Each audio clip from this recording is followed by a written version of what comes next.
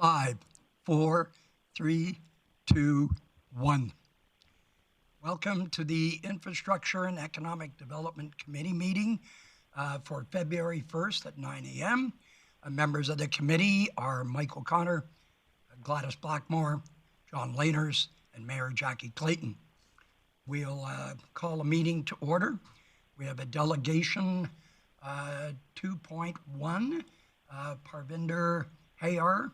Mr. Payar, would you please turn on your camera and turn on your mic?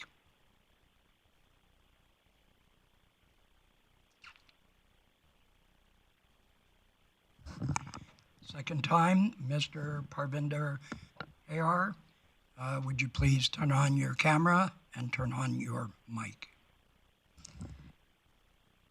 Chair O'Connor, Mr.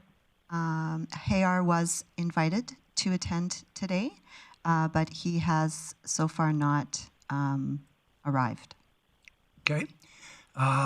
Then I know that there were questions and information provided to us by Mrs. Dodd, and I'm just wondering if Mrs. Dodd has any further information to bring forward. Excuse me. Thank you, Chair O'Connor. At the last Infrastructure Economic Development Committee meeting, committee did request we bring back additional information on the correspondence with Mr. Hayar. So if you are still interested in seeing this, I can run through a short presentation, if that's okay. Yes, please. Okay.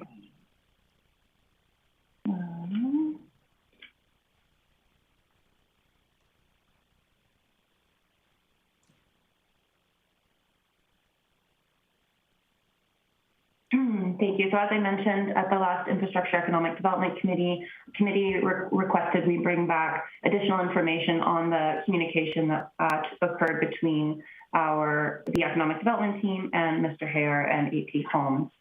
So on August 16th was our first contact with AP Homes. This took place via phone call. It was the initial inquiry where Mr. Hayar was looking to understand more about the application process and the eligibility.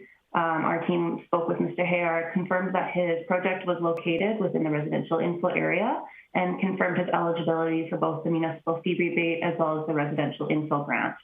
Our grant coordinator reviewed the application process and eligibility with Mr. Hayar, including the stipulation that projects cannot begin until a reimbursement agreement is completed and signed. At this point, Mr. Hayar indicated that the project had not yet started construction and indicated that he understood the eligibility.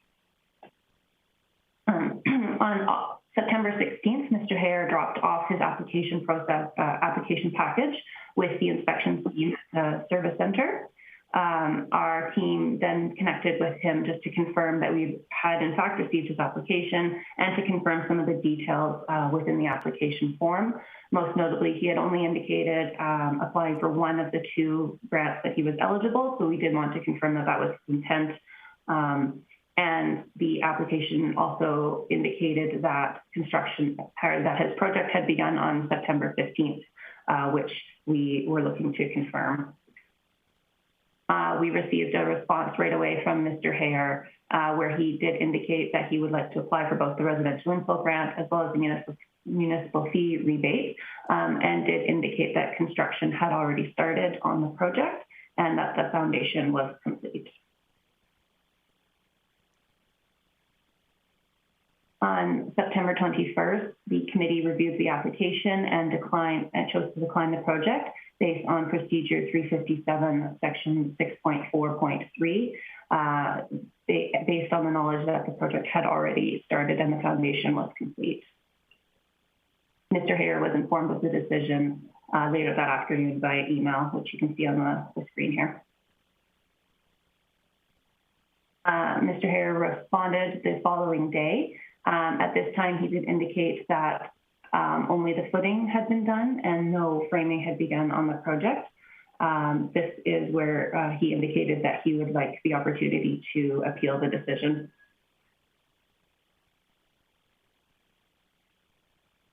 On September 25th, our team did a site visit just to confirm the status of the project and ensure we had all of the information. We did confirm at this time that the foundation was complete and some of the subflooring was installed and framing had just begun. So just in summary, the initial inquiry was received August 16th. At this point, the appellant indicated that construction had not started. The application was then submitted on September 16th and indicated that the foundation was complete at this time. September 21st, the grant review committee reviewed the application and chose to decline due to it having begun construction. We did a quick site inspection on September 25th, and on November 29th, we did receive correspondence from Mr. Hayer that he intended to appeal the decision, which brings us to the Infrastructure and Economic Development Committee today. With that, I'd be happy to take any questions. Yes, I'll put it out to members. Any questions? And we may have to go in camera at some point in time. So I'm almost thinking we should go into camera right now. Or can we take questions and then go in camera? Thank you, Chair O'Connor. This would be the point where you can ask questions before you go in camera to deliberate. Okay, thank you. It's open to council for questions, please. Councillor Blackmore. I don't really have a question, but I think the information provided today was exactly what we were looking for with itemized details included. So thank you, Ms. Dodd. Thank you. Then, seeing no other questions, I would entertain a motion to go in camera. Mayor Clayton? So moved.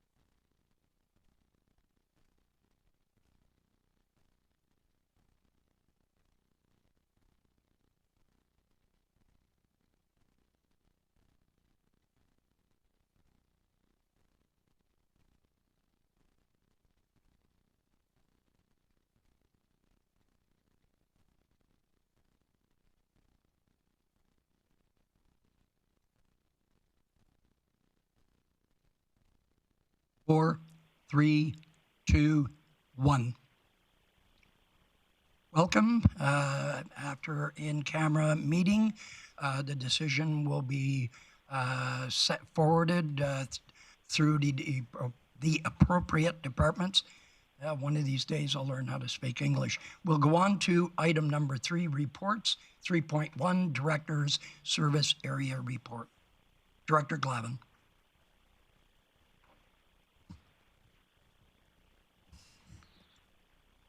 Thank you, Councillor O'Connor. Starting off with economic development and grants and incentives. So far this year, there have been a number of grants approved. Under the economic recovery, there have been 3 marketing grants and 2 training grants, as well as the development incentives grants program, where we've had 1 municipal fee rebate and 2 business revitalization grants. As well, the department's been involved with planning of Growing the North, and it is underway for the 13th annual Growing the North conference that will take place virtually over 3 half days from February 22nd to 24th. In engineering, we currently have phase 2 of the road rehabilitation program posted and have closed phase 1 of the rehabilitation program, as well as the tender for Range Road 53 Twin Bridge culvert replacement, and the RFP for design and construction supervision of the storm line and outfall repair program. As we noted in the previous meeting, we've had a couple breaks in the Aquaterra system, resulting in excavations on 108th Street and 97th Avenue, as well as 98th Street and 115th Avenue. Both of those have been temporarily repaired and will be permanently repaired in the spring when the asphalt plants open. In transportation, we have so far completed 3 rounds of the residential snow clearing program. The Priority 2 windrow clearing program should be completed January 27th, and all parking bans will be lifted at that time. Crews continue to remove snow piles from residential areas. To date, in this winter season, we have utilized 8,000 tons of sand, 2,000 tons of salt, and have hauled over 7,000 loads of snow to the snow dump. In parks, warm weather did some damage to the rinks. The crews are currently repairing them now that ice-making temperatures are back in the forecast. As well, the crews are widening some of the trails throughout the city to create room, but also assist with snow melt in the spring so the trails aren't as icy. And with that, I'll take any questions. Okay, any questions for Director Glavin? Councillor Blackmore. Just one out of curiosity, Mr. Glavin, what percentage of the snow dump have we used? Are we running out of space there? Because it looks pretty full to me when I drive by. Thank you, Councillor O'Connor. I actually don't have that answer, but we are lucky to have Mr. Carroll with us today, who might have an estimation. Thank you. Oh, it's working great. We don't currently have any concern about the amount of snow that's in there. Obviously, with the report, we've been hauling pretty steady since before Christmas, and we're working 24 hours a day piling the snow. But we pretty much have, you can almost say sky's the limit because we keep pushing it up further and further. And the snow dump did have a big capital project onto it a couple of years ago. We hard surfaced the entire area. So it's running more efficiently now. The trucks are able to get in and get out quickly because of the asphalt surfaces in there. Now there's no concern about the capacity. Was it expanded at that time? It seems bigger to me. Maybe that's just because I can see it better with more snow in it. Yeah, it wasn't expanded, but like I said, the surface was paved, and certainly makes getting in and out of there a whole lot easier. Any other questions? Councillor Berg and then Councillor Lainers. Yeah, my question, you mentioned 7,000 truckloads of snow hauled. What's a typical winter, or where would you normally be in a typical winter at the end of January? If you look back into some of our historical reports, there's been years where we've had 12,000. But what we've done over the last few years is we changed the type of truck that we're using to haul our snow. And historically, it's been mainly tandem trucks that we use. But The city units are still tandem units, and we still employ them. We got 6 trucks that haul snow, city trucks. But any of the contractors that we bring on board, they're end dumps or a tandem truck with pup. So they have double and triple the capacity that a normal tandem truck would have. So it's kind of throwing the way that we keep track being a load of snow. So a load of snow has gotten a whole lot bigger over the last year. Okay, so this winter hasn't been highly unusual in the big picture then?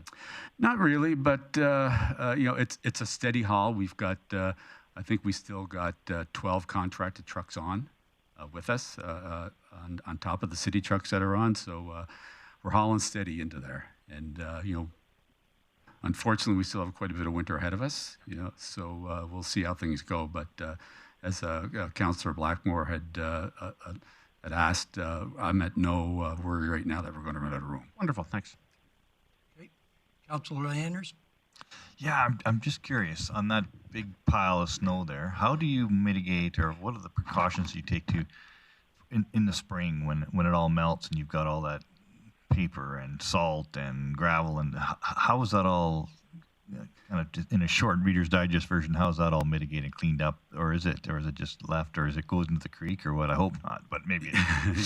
So part of the capital work that we did to the snow dump a couple of years ago, it involved redesigning and rebuilding the settlement pond that we have. Oh. We have a couple of settlement containment areas that the runoff will go into in the springtime as it melts, obviously, and the debris that's left behind. Obviously the water itself will melt, but when you're picking up snow, you're picking up lots of debris, lots of garbage, and that type of thing. So depending on the year, I mean, we've still had snow in our snow dump in August. And what we will do at that point in time is, get in there with some heavy equipment, start stirring it around basically, and letting the sun kind of expose the surface. And when it all melts, we go in with our equipment, pick up the debris, load it in trucks, and haul to landfill. Sounds like you know what you're doing. 15 years yesterday. Well, congratulations. Mr. Carroll, I'm just wondering, do you try and recoup the sand and chiprock that's left over from that? I've heard there is a high percentage of recycling when we clean our streets. Is that part of this program? Yeah, good question. We haven't, but we certainly keep in touch with a lot of our neighboring municipalities and how they're doing with it. And for a while, I know that Edmonton did have a program of recycling a lot of the debris that they picked up during their spring cleanup. And I don't think that program was as successful as council and administration wanted it to be, and I think they've discontinued it. The amount of processing that's required for the debris that you pick up, because it's contaminated with everything, mud and obviously a moisture, and you'd have to go through quite a bit of processing to get a usable product out the other end. Okay. So it's something that we looked into over the years, but I don't think we're at the technology is advanced enough so that it would be a reasonable process to go through. Okay, thank you very much. Any other questions for Mr. Carroll? Mayor Clayton? Actually, sorry, not for Mr. Carroll, for Director Glavin. Sorry? Not for Mr. Carroll, for Director Glavin. Please go ahead, Your Worship. Thanks. Director Glavin, you mentioned that our residential cleaning had been done 3 times now. So that is to say that every residential street in the city has been cleared 3 times? Thank you, Chair O'Connor. Yes, every residential road should have been completed. If there are any that haven't been completed, we'd encourage people to let us know so that we could to get there. But everyone should have been completed 3 times. Perfect. Thank you. Thank you. No further questions. Thank you very much for your report. We'll go on to 3.2, parameters for the handicraft business use, and Mr. Reed DeRoche. Good morning. Good morning, Chairman O'Connor. Are you able to see my presentation? Yes, we are. Okay, thank you. So I'll be presenting on potential parameters for handicraft businesses.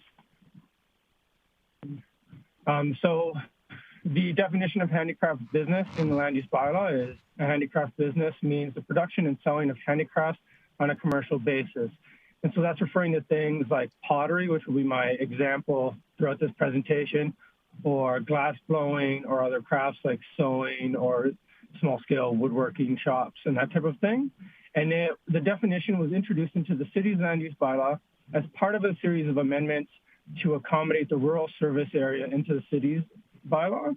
That area of land was annexed into the city from the county in 2016 and remains regulated under the historical county land use bylaw. And so we've introduced definitions and zoning from that bylaw into the city's version with some slight modifications in order to accommodate these areas. And in some cases, definitions like handicraft businesses were kept essentially the same to avoid any potential impacts on business owners. And so how that use is actually applied is it would be to a commercial building, so either a new build or a conversion of an existing building for the purpose of doing a handicraft for commercial reasons. And this is only in the agricultural district. And this is part of a number of uses that are employed in that district to give families the opportunity to have a secondary source of income. So in the kind of pottery example, if you had a farm and you had an old farm structure that you wanted to convert to a pottery studio to make your pottery, but also to sell to customers, then you would go under the handicraft business use for that development permit. And that helps differentiate from larger scale manufacturing operations that would go under general industrial, which would require a rezoning and subdivision in a much more complicated process. And so with the introduction of this definition to the land use bylaw, members of council had some concerns about the definition and potential impacts. The notable concern was the potential for negatively impacting hobbyists by triggering a requirement for them to have a development permit. And so this use is not likely to impact hobbyists simply because hobbyists tend to be working in their home or an accessory structure to their home, and they wouldn't be building a new building for their studio. And if they were, regardless, they would need a development permit and they would need to state what the use for that structure was. And so having this use doesn't negatively impact hobbyists. However, if a hobbyist starts to run their operation for commercial activities, then they would fall under a home business, most likely operating out of their home or an accessory structure. And so that's triggered by the intent of undertaking the activity to make a profit. And that's similar to how the Canada Revenue Agency defines a business based on the intent to create profit and not by any parameter like revenues. And so in the case of the land use bylaw, it can be a bit of a gray area for things like a handicraft where someone's doing a craft in their home and say they produce some items to sell at the Christmas market or that type of thing. And so it's really up to some of the discretion of the development officer and also the person undertaking the operation whether or not they need a permit. And in terms of the land use bylaw, we're really concerned about impact on land use. So with a home business, you have your home, it's intended as a residence, you can have other activities in there. But when you're starting to do a home business, we're concerned about impacts like if you're having customers or students come to the location, then the impact on traffic and on-street parking, the type of machinery you might be having in there, and if there's noise and nuisances to your neighbors, and that type of thing. And so development officer will be considering those types of impacts when determining whether or not a development permit is required. And so the other issue with the definition is just vagueness. So in the image I use here, it's clearly an industrial kiln producing hundreds of identical items.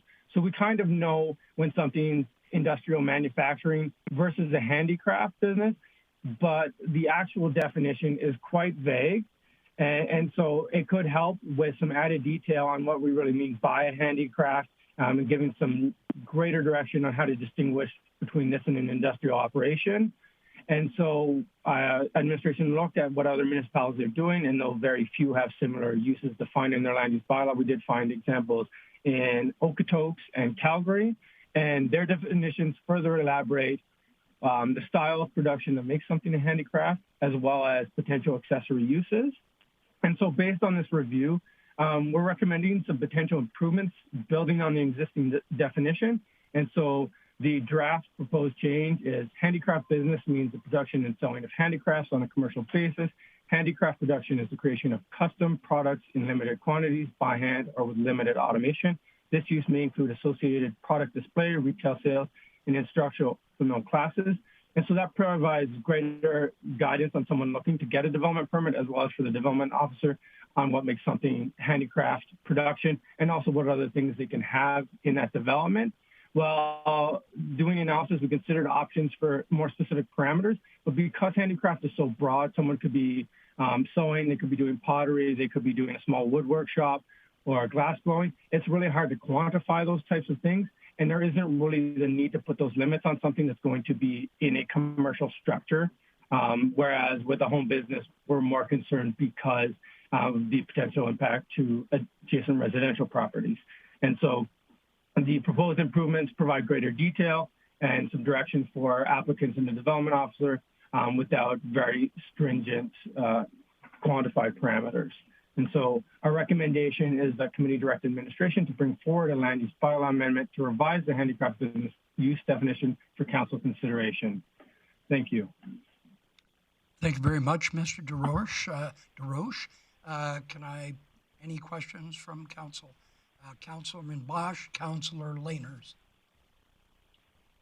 Thank you, Chair O'Connor. My question is, for these handicraft businesses, do they require a business license, or at what point is a business license required? Through the chair, business licensing isn't my area, but I believe they would be required to have a business license. All businesses require them. Okay, so handicraft businesses included. And what is the cost to handicraft businesses for a business license? I know this is in your area, but somebody else can answer that. Thank you, through the chair. I'll defer to, I think, Joe Johnson's there. He's likely more familiar with the fees. Director, Joe Johnson, please. If it's a home-based business, I believe the fee is $200 for a business license. Okay.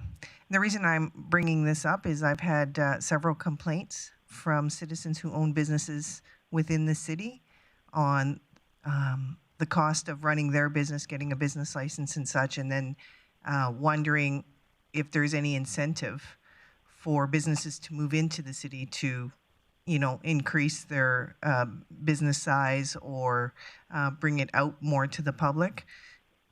So they feel the incentive is not there to bring in business into the city because the fee isn't very high. Do you understand what I mean? Mr. Johnson? Chair O'Connor, if I could just add a point of clarification. Any businesses that are located in Grande Prairie and in commercial and industrial areas, there is no fee for a business license. The only fee for a business license in our current fee structure is for home-based businesses, as well as businesses from out of town that come to Grande Prairie to do business. So an example of that would be, say, door-to-door sales. They are required to pay a business license fee. And as I said, the home-based business. So this new business license program that has just come about, the last year and this year, that's zero for everybody other than those two? Chair O'Connor, yes. Zero for any business that's based in Grande Prairie and located in a commercial and industrial land use district. And is it going to stay at zero? Chair O'Connor, that's a council decision. Thank you. Well, let's get right to the meat of the matter. Anyway, Councillor Lainers. Thank you, Councillor O'Connor.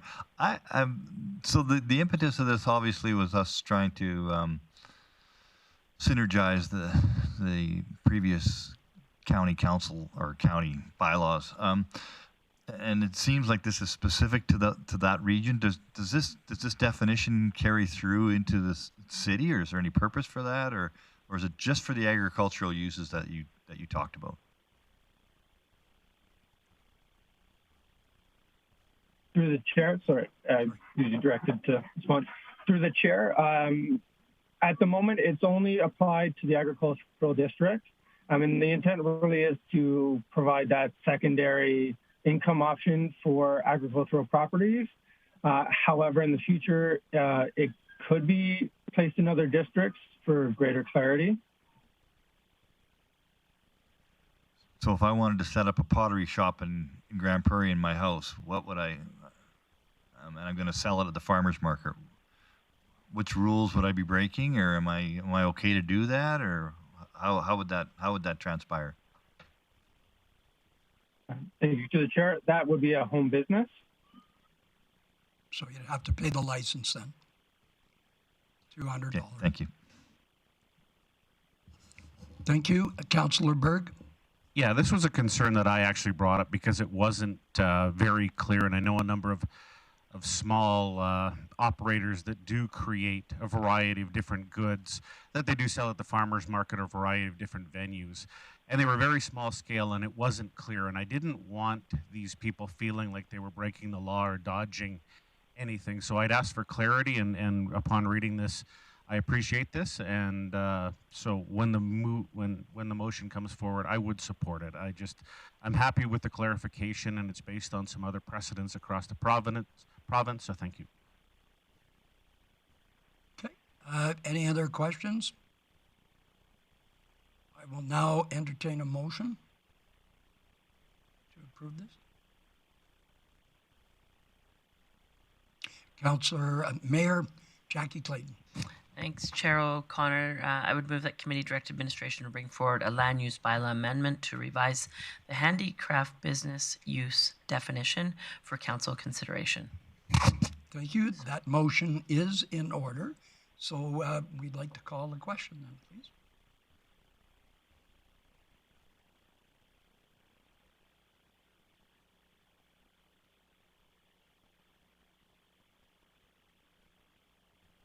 And that's carried unanimously. Thank you. Thank you, Mr. DeRoche. Excellent report. We'll move on to 3.3, snow and ice policy, and Mr. Robert Carroll. Thanks, Chair O'Connor. Thank you for the opportunity to present to committee. My presentation today is going to be a bit of a recap of our existing snow and ice control policy, and then I'm going to get into a little bit about where we are in the review process of the policy. So the reason why we have a snow and ice control policy is it's necessary to make a clear statement of the intent of the city's winter operations and establish priorities and standards of the snow and ice control program, given the limited resources and the unpredictable winter conditions that we experience here in Grande Prairie.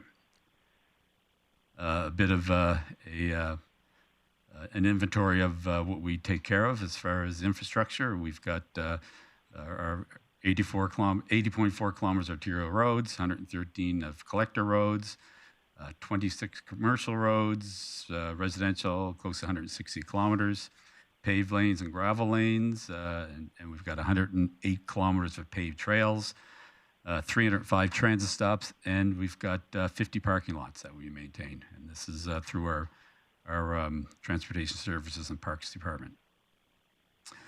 People and equipment, within our transportation division, we have a manager, myself, and we have an assistant manager on secondment right now. We have 5 supervisors and 62 full-time equivalents. These are employees who are actually employed in the program itself, as far as winter operators and anything else that would be involved with the snow removal program. Also, we employ contractors. Our residential program is when we do a round of residential, it's usually 5 teams. And that team consists of 2 loaders and a grader. And we also employ contractors in hauling snow. And we have up to 12 trucks, which we have right now. We got 12 trucks working 24 hours a day, 5 days a week, assisting us with hauling snow from windrows and residential areas into our snow dump. And the internal equipment, you have a list of there. I'm not going to go all through that. In this obviously this presentation will be available if it isn't already to council to review. The way that we're set up with our shifts, we run from October 15th to April 15th, and sometimes the start date is a little bit flexible depending on the conditions that are in the forecast. But we normally, we're ready to go at October 15th, but it's usually not until the first week of November before we're into active winter schedule. And our winter schedule is we operate 24 hours a day, 5 days a week, starting on Sunday night at 10 p.m. until Friday at 10 p.m. And the shifts, 3 shifts a day, 6 a.m. till 2 p.m., 2 p.m. till 10, and 10 p.m. till 6 a.m. And we also have a weekend shift on ice control on day shift, where we have 3 of our employees on sander, salt trucks to do patrols. Also, and if we do require services on the weekends, then it would be our regular staff called in on overtime. The present service standards in our policy, and this was approved by council back in July 2021. Our priority ones, which are arterial roads, we want them to be cleared by within 24 hours after the end of the snowfall, and we determine when a snowfall has ended, and we pretty much start the clock then to kind of track how we're doing with respect to our standards. Our priority 2s, transit and collector roads, within 5 days after the priority 1s, so it would be 6 days after the end of the snow, we should have our priority 2s plowed. Our priority 3s, which are commercial and industrial roads, it's the same service standards as our priority 2s, except the priority 3s, we plow to the side of the road.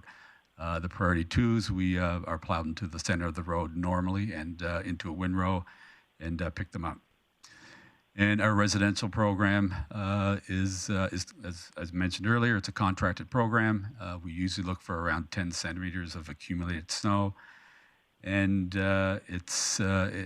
and if we do get that 10 centimeters, we initiate service 24 hours after the snowfall has ended. Our transit stops, we have a skid steer and a staff member that service our transit stops, and we have priority 1 and priority 2 transit stops that we service. Our pathways and trails, same trigger. We get about, we initiate service around 10 centimeters. No defined service standard on our pathways and trails, but it's normally within 48 hours after the snow has stopped that we have most of our trails cleared and plowed of snow. Parking lots, as I mentioned earlier, we got 50 of them, and as soon as we get enough snow to plow, we're out there clearing them, and we have a priority system of how we service our parking lots. Obviously, the emergency services such as our fire halls and such would have a high priority, so they're the ones that we normally service first. And the windrows, as far as removing them on our priority 2 roads, there's no defined service standard, but we usually aim to have them picked up within 10 days after the snow has ended. So we got 5 days to put the windrows up and another 5 days on top of that to pick them up. It usually takes twice as long to pick them up as it does to plow them. Ice control on our priority 1s, 2s, and 3s, it's on a continuous basis as required, and residential roads, parking lots, and trails on as needed. Obviously, this winter has been a challenge with ice, and if I remember correctly, we've been into our residential areas 3 times with ice control this year. Parking bans, we have parking bans on our priority 1s and priority 2 permanent snow routes, and they will be, when I declare them, they are in effect from 7 a.m. till 9 p.m. on weekdays only, and we can declare them anytime between November 15th and April 15th. Our residential program is a contracted program. As I mentioned earlier, we got 5 teams consisting of 1 grader, 2 loaders. It's the day before your garbage day. It's a 10-week, weekday-only program. We don't do residential areas on weekends because of the conflict with parked vehicles, and it just makes more sense to do it during the weekdays. It's plowed to the sides of the road in the middle of cul-de-sacs, and there's no service standard for the removal of stored snow. That's the snow that we pile in cul-de-sacs and any of the snow that's windrowed in residential areas. It's on a as-needed basis, and it's a low priority. And if there's some safety issues that we have to address, for instance, this year with the amount of snow that we had over the holiday season, we noticed that a lot of the piles and cul-de-sacs were probably as bigger than they've ever been. So we put a bit of a push on getting some of the larger piles removed because we're concerned about another accumulation of snow and not having any room to put the snow and causing some safety issues and some servicing issues to the residents around the cul-de-sac. So we put a bit of an extra effort into picking these up. But as of now, there's no standard as to when we remove these. If they're not causing any safety issues or access issues, there's a chance they could remain there for the whole winter. Our snow and ice policy review. Council directed administration prior to the 22-23 snow season to present council with a review of the city's snow and ice control service levels on roads and our active transportation network, and that's what we're doing here now. The review should include estimated pricing of alternate service levels and a survey of service levels in other northern municipalities. And the review should include the opportunity for council to adjust service levels prior to the 2022-23 season. So that's where we're at right now. Just a bit of a review about some of the other jurisdictions that we've been talking to. We obviously Grande Prairie, the regional municipality of Wood Buffalo. We talked to people in Prince George, Red Deer, Lethbridge, Thunder Bay, Ontario, and St. John, New Brunswick. And some of the topics that we've been discussing with our comparators was how they do their priority road clearing and what their standards are. Their residential clearing, what their standard and how often they do it. Do they plow snow in the windrows, or do they plow to the side of the road? What level of contracted services are involved in the program? Their operations and staffing levels. How many people they have? How are they staffed? What type of service are you? 24 hours a day, 7 days a week, or something else? What equipment they're using and technology, any new technology that they're using. We're interested in that. Tracking and benchmarking, how you tracking what you're doing, and are you comparing yourselves with others, and what your budget is. Just a few quick slides here of our city snow dump. Obviously, this is from a few weeks ago. It's quite a bit more occupied with snow right now, but as we alluded to earlier, it's I'm of no concern of us getting to capacity with that at this time. Just a photo of us plowing our priority 2s into a windrow, the windrow pickup operation, and picking up piles in residential areas. The review approach thus far, we've reviewed the historical reports and engagement summaries.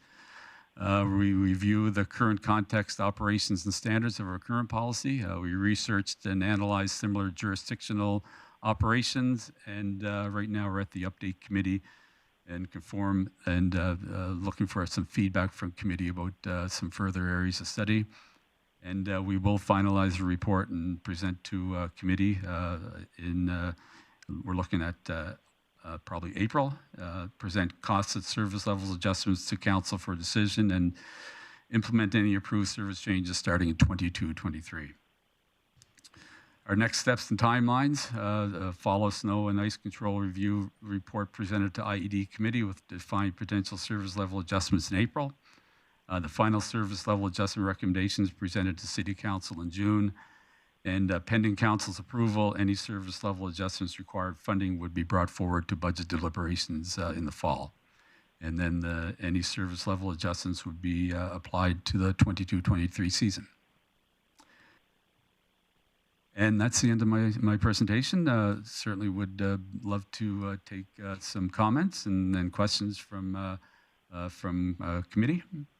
Thank you, Mr. Carroll. And I have a question from Mayor Jackie Clayton.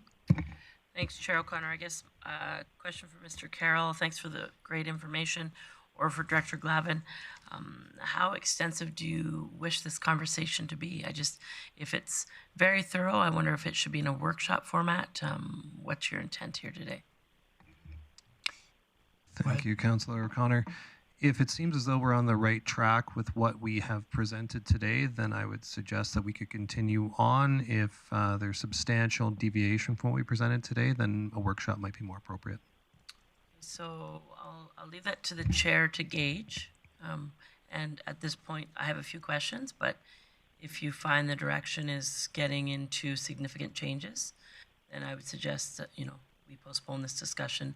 And as Director Glavin recommended, that we go to more of a workshop format.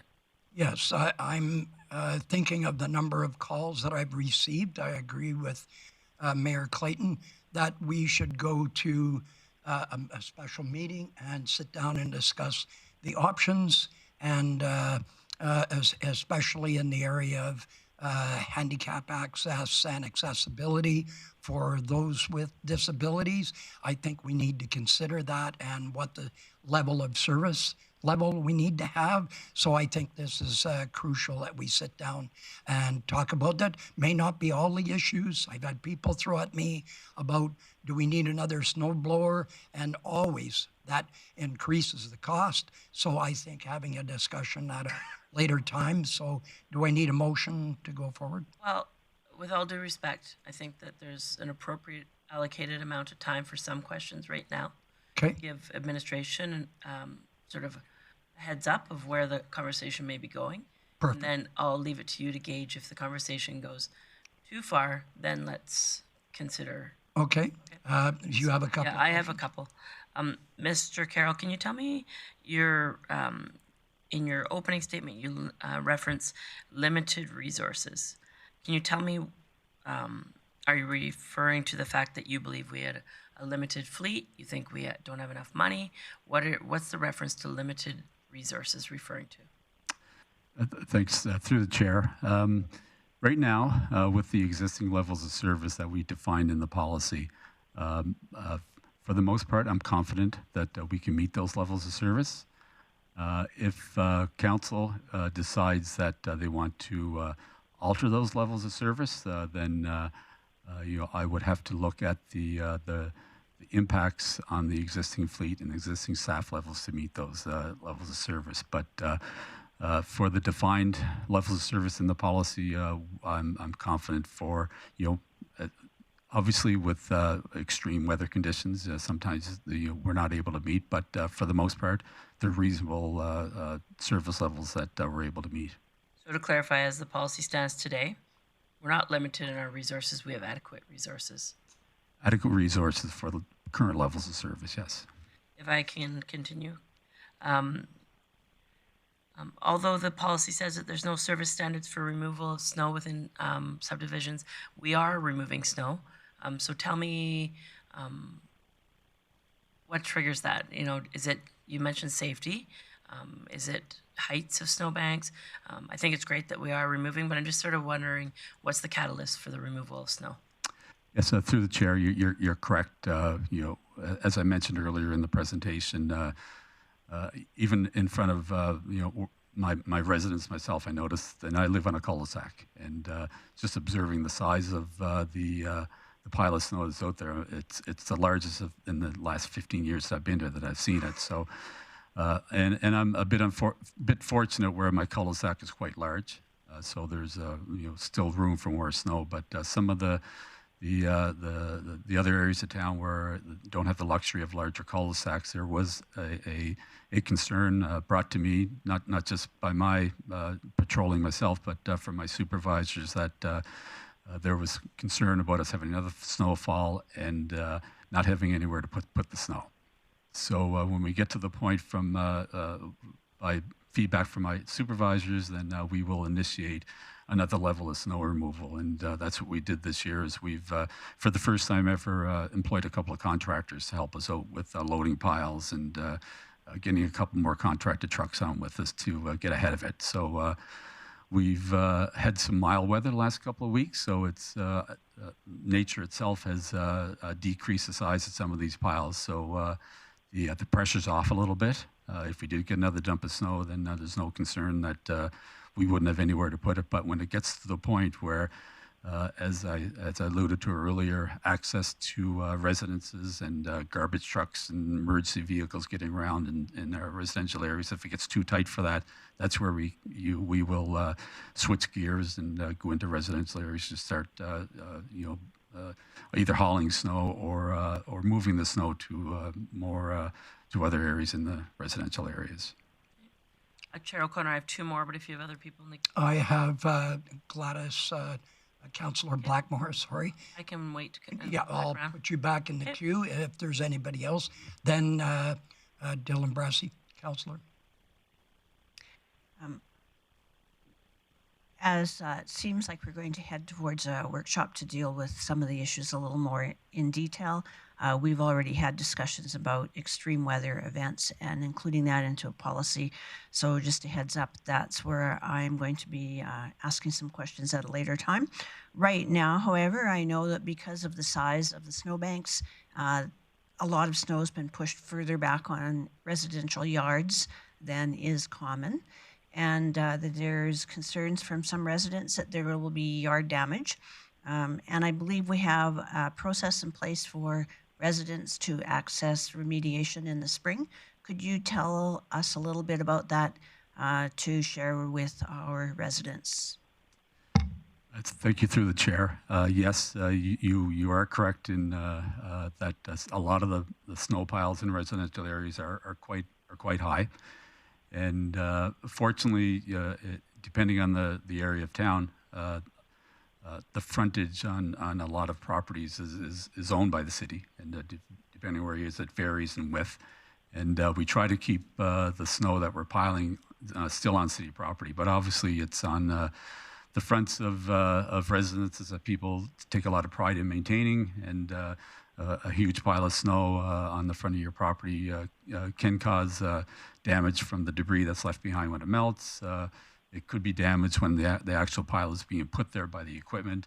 So there is a process in place that if you do see damage, or if you feel that the pile of snow on your lawn is excessive, we'll have our supervisor go and assess the pile, and if it is causing some safety concerns with sight lines and that type of thing, we will address that. But normally the snow is left there to melt, and when it melts, if there's damage that the landowner observes, then the simplest thing to do is call our contact center, and they will create a work order for that, and we'll either have our supervisor will go and assess the damage and decide if this is something that city forces can repair themselves, which probably 80% of the time we can, because we're talking usually damage to the sod or turf or that type of thing. But if there is more extensive damage, then we may have to get the homeowner to put in go through a claims process through our legislative services and get some estimates and repair the damage that way.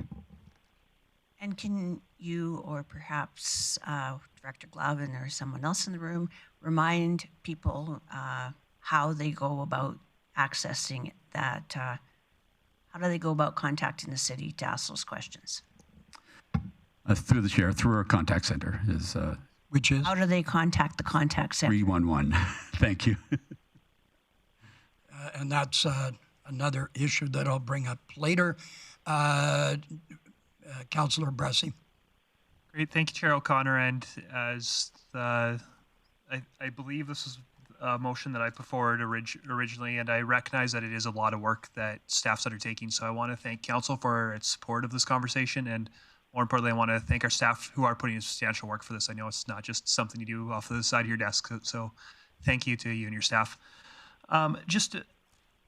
I guess more comment. I'll save long discussion for the workshop, but just to flag what I'm hoping to talk about is I've personally got appetite to increase service in some areas, but I also recognize that either means we're spending more money on snow removal or we're cutting back service in other levels. And so I hope that when we're having this conversation, there are some conversations about what's it look like, not just increase service, but also are there places we can pull back service? Show my cards on the table, especially in a typical year in an older neighborhood like the one I live in. I'm skeptical that we need to move as much snow as we move. I think we're moving more snow than a lot of other municipalities do. So I hope that we're not just looking at increased services, we're also looking at adjusting service both ways. And there's some opportunity for council to have that discussion of, am I the only one thinking that, or are there others that want to pull back some services in some areas to pay for it in other places. The one, I think that most of the other ones that I want to flag have already been mentioned. I'd love to talk a little bit about transit stops. I'm sure somebody will mention downtown. I'm wondering if there should be something different just for our actual downtown core. But the other thing that I want to flag is I hope we talk about, is there opportunity to put resources towards better communication? Our communication has come light years in the last couple of years. I think the email updates are really good. The social media work's really good, but I'm wondering, is there opportunity to do something like create a map where, not real time where the snow plows, but daily updates, when's the street been plowed last? Because I know I hear from residents quite often, my street hasn't been plowed all winter. And then when I dig into it with Mr. Carroll or others, I realize, oh, it actually was plowed 3 weeks ago. And I get why it doesn't feel like it's been plowed all winter. But I'd love to better arm our residents with real information about where the streets are at so they can have more confidence in our service when we're doing good, and they can better hold us accountable when we're not living up to expectations. So those are a few things that I'm hoping we talk about as we get into this. Once again, thank you so much for the work going into this. Yes, I see Mr. Neufeld online. He's just stepped away from the camera. I'll allow it the moment he comes back. We'll allow Mr. Neufeld to speak to committee. No? Can't allow that? Sorry, Chair O'Connor, I'm not really sure. We didn't have a delegation identified. Oh, okay. Mr. Neufeld, are you here for this issue? You haven't identified as a delegation?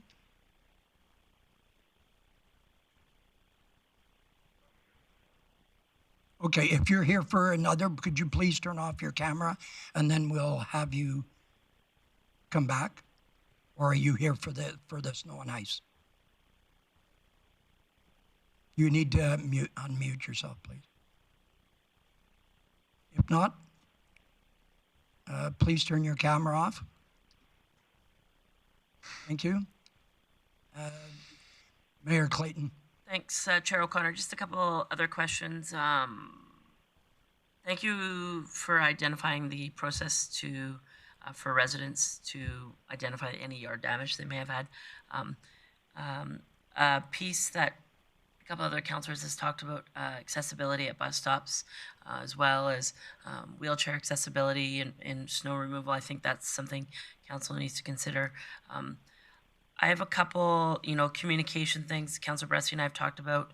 I think that we've got a good entry-level communication process. I think there's inexpensive ways for us to improve that communication. Two other things. One, just a comment. Well, I guess actually a question. And it may be a GIS question, but is there an easy way for us to identify storm grates so that public that wants to help? We know as the snow was melting and we had significant ponding, many residents were taking that upon themselves to clear those storm grates. I think that we have a lot of good neighbors in our community. I think that if they knew how to easily identify where that storm grate was, they may help us out in those processes. Is this something administration is looking at, and is it something we can easily do on a map? So you put in your address and it says, okay, the storm grates are there and they're there, and so you go out there and you help clear it away so that you don't have significant ponding in front of your house. Thank you. Through the chair, yes.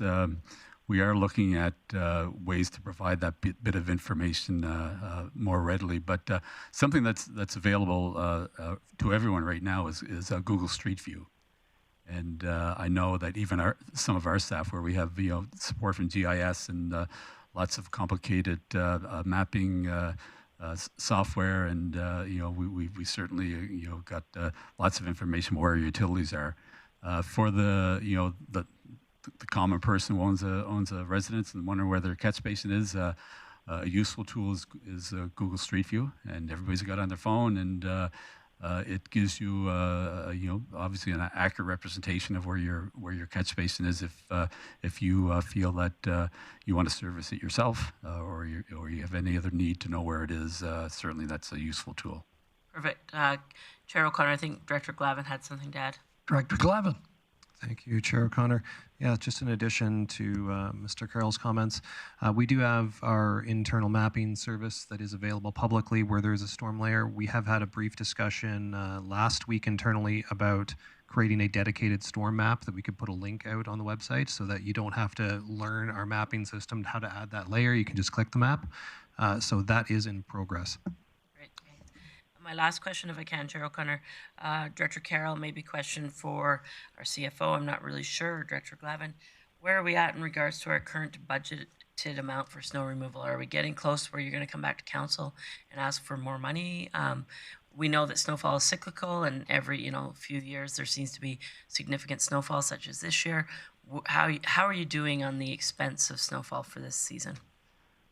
Through the chair, being it so early in the year, we're just through 1 month of the fiscal year, so it's a bit hard to gauge. But certainly, if our level of contractor expenditure continued on at the level it's at, I would have some concern.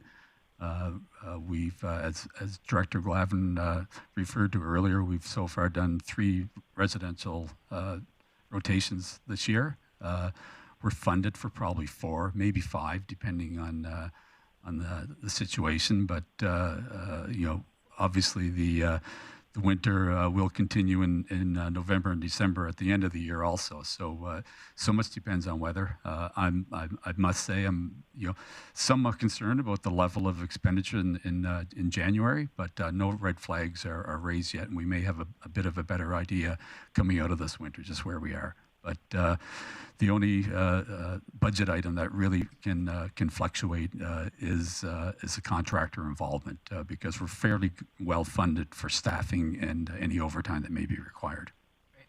Thanks for that update. Thanks, Chair O'Connor. Thank you. Last question will go to Councillor Bosch. For want of time, I think it's important that we move on to other committees. Thank you. Thank you, Chair O'Connor. My question is around the ice, and with the type of weather we've had this winter, from extreme cold to warming up, that ice is left on the sidewalks everywhere. And I believe I heard a comment from you in the past through the media about the salt isn't working in the extreme cold. Do we have any other products are out there that can help with that? Thanks, through the chair.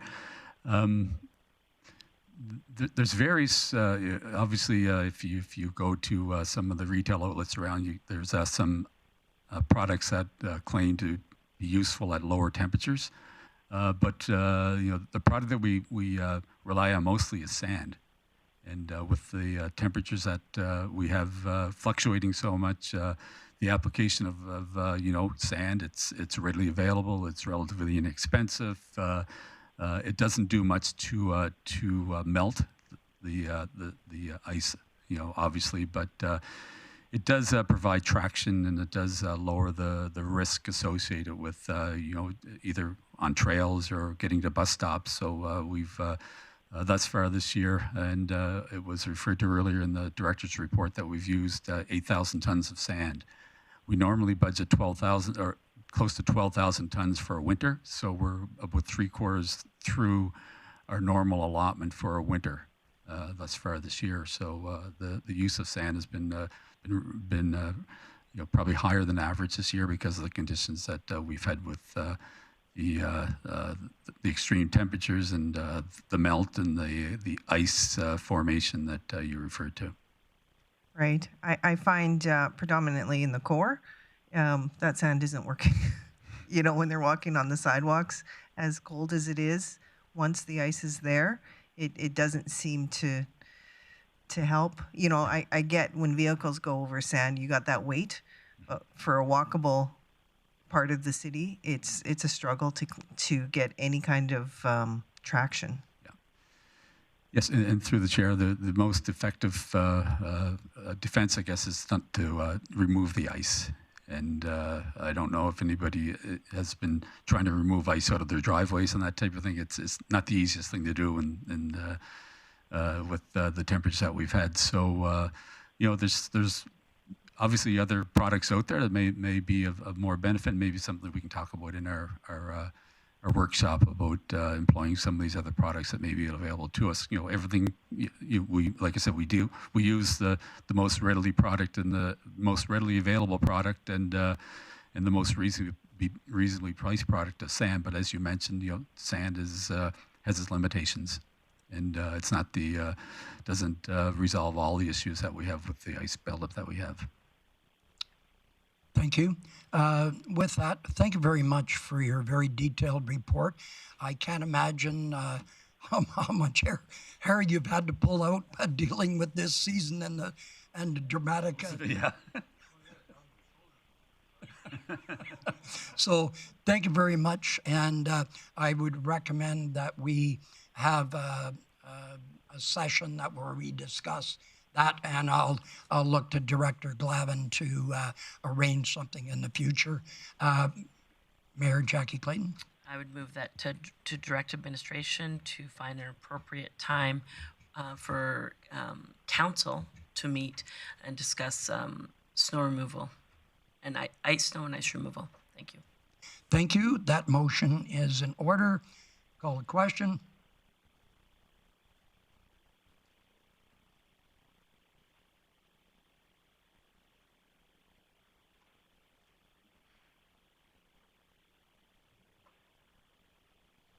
Carried unanimously. Thank you very much.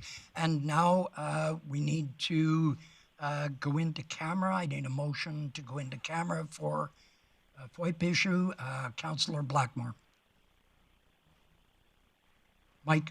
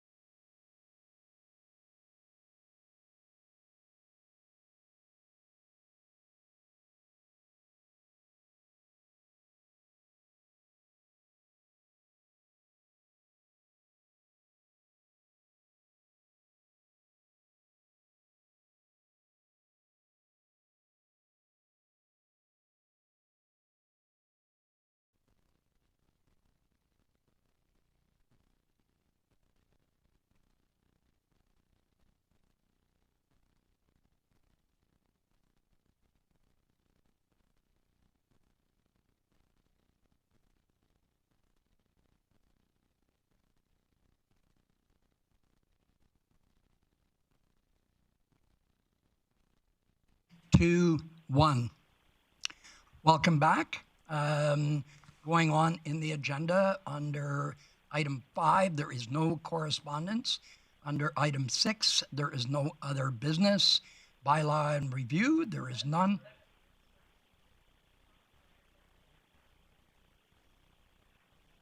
Oh, sorry, my apologies, Councillor Laners, you have other business. There you go. Thank you, Councillor O'Connor. Yeah. Obviously, the purpose of government is to improve the lives of citizens. Anyway, so in the spirit of about 2 months ago, I talked about looking at the reservoir for some potential micro generation. And during kind of conversation subsequent to that, talking to other people, one of the ideas that came forward was to also inquire potentially with Aquaterra regarding their outfall into the Wapiti. They've got about 20 million liters a day that runs over the cliff, and they've got about 140 meter hydraulic gradient there.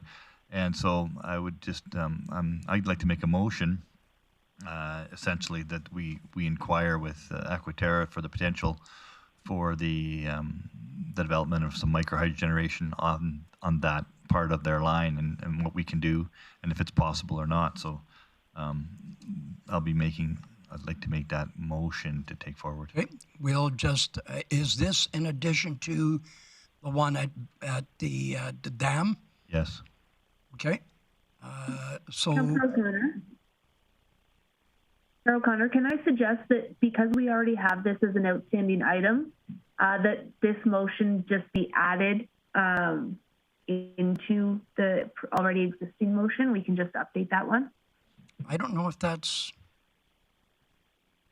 this is a totally different thing. It's a different area, it's a different organization, so.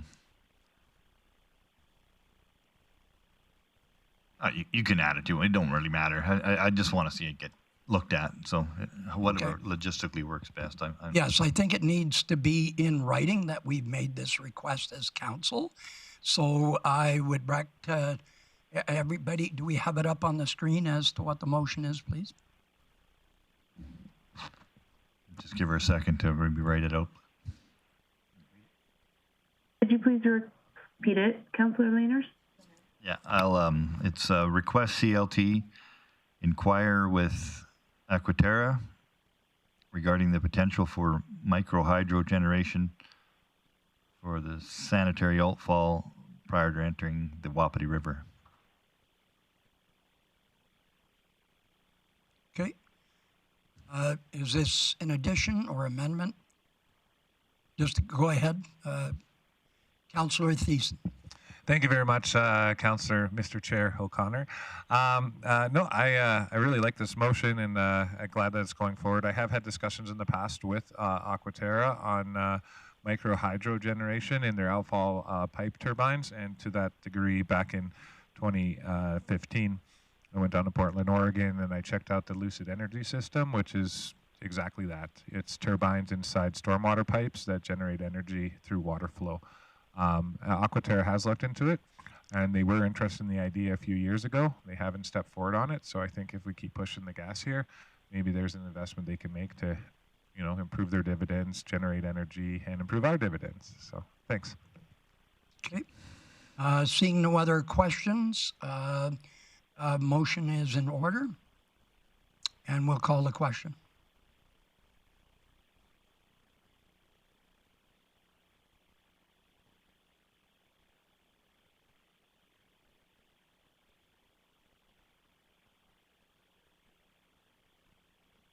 That was carried unanimously. Thank you very much.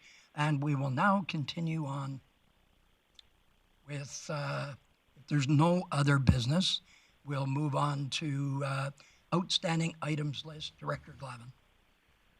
Thank you, Chair O'Connor. We have 2 items scheduled for the next committee meeting, which are the Development Incentives Grants Program, as well as the Wapiti House site. We may have another report come on, which is the Wood Lake Area Structure Plan on that committee, but if not, it will be back on the March 1st.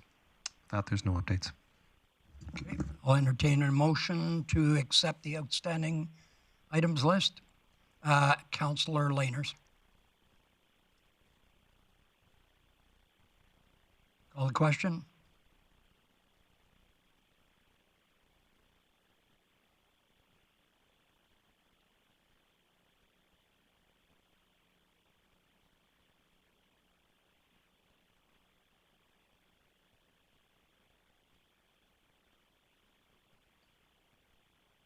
That was carried unanimously. Thank you very much. We'll adjourn the meeting and take a 10-minute break. Is that too much?